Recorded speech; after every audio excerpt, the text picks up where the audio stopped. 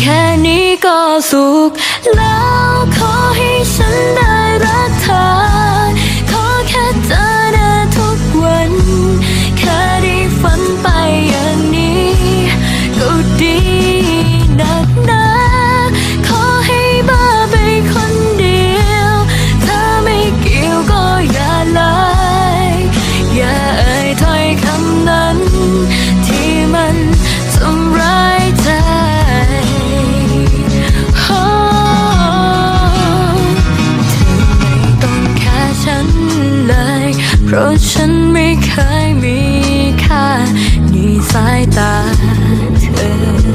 ฉันเข้าใจ